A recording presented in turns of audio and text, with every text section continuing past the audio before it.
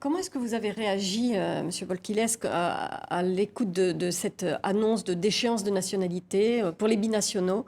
Comment est-ce que vous Appliqué dans avez... des Voilà. actes de terrorisme, oui. Que- Alors, Sachant que les gens, le pouvoir actuel, les gens qui sont au pouvoir actuellement, auparavant, étaient très critiques envers ce type de mesures. alors je vais compléter votre question, si je puis me permettre, parce que c'est avec ce genre de questions qui donnent lieu à des sondages qu'on arrive à des conclusions qui ne correspondent pas à la réalité. Alors, Ce n'est pas vous que je mets en cause, c'est la question qu'on pose dans les sondages. Êtes-vous pour ou contre la déchéance de nationalité? Ça existe dans le Code civil. Il y a 2 articles du Code civil qui le prévoient. Là, ce qu'on propose, ce qui est proposé de façon hâtive et dangereuse et qui déclenche une polémique totalement inutile dans la période, dans l'absolu, mais dans la période en particulier, c'est le fait de vouloir mettre dans la Constitution.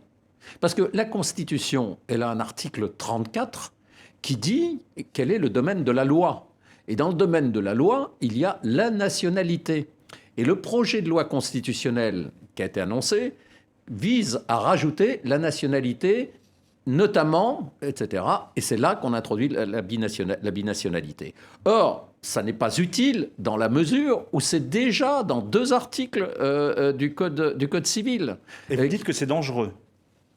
Non, je dis moi, que parler d'introduire cette notion Dans la Constitution dans française. la Constitution française, alors que l'article 1er dit que la France est une république indivisible, donc donner le sentiment qu'il y a 2 types de Français, il y a entre 3 et 4 millions, on ne connaît pas le chiffre exact, de binationaux, ça ouvre un débat, comme vous le disiez, qui a été, semble-t-il, clos en 2010 par ce qu'il propose aujourd'hui et qui luttait contre le fameux discours de Grenoble de Nicolas Sarkozy dans des termes très virulents qu'il faudrait reprendre aujourd'hui, enfin qu'il ne faut pas reprendre pour arrêter la polémique. Alors c'est pour ça que moi j'ai proposé que si l'on considère que la déchéance de nationalité est nécessaire, se limiter au Code civil en réécrivant un article, je crois que c'est le 23-7 du Code civil, qui ne correspond pas à la situation actuelle. Donc on peut faire ça avec le Parlement sans passer par une révision de la Constitution qui crée ce problème inutile, à mon avis. Tellement d'observateurs disent que cette déchéance de nationalité, de toute façon, s'avère inefficace. Enfin, Évidemment. de toute façon, il s'adresse à des kamikazes Vous imaginez complètement que inefficaces.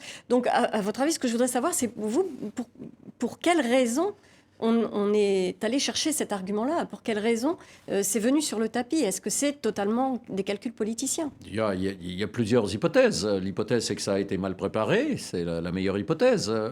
La deuxième, c'est qu'il faut taper fort parce qu'on est en guerre et qu'il faut, etc. Mais réformer la Constitution, c'est autre chose. C'est sur la longue durée. Et alors, puisqu'on parle de symbole, c'est un symbole là qui, pour le coup, est négatif. Et l'autre raison, et qui a été soulevée par de nombreux observateurs, c'est cette idée de... On utilise un mot qu'utilisent beaucoup les anglo-saxons de triangulation, c'est-à-dire faire plaisir à l'aile droite, et en disant, vous voyez, vous l'aviez proposé, et je suis d'accord. Ça n'est pas bon en ce moment.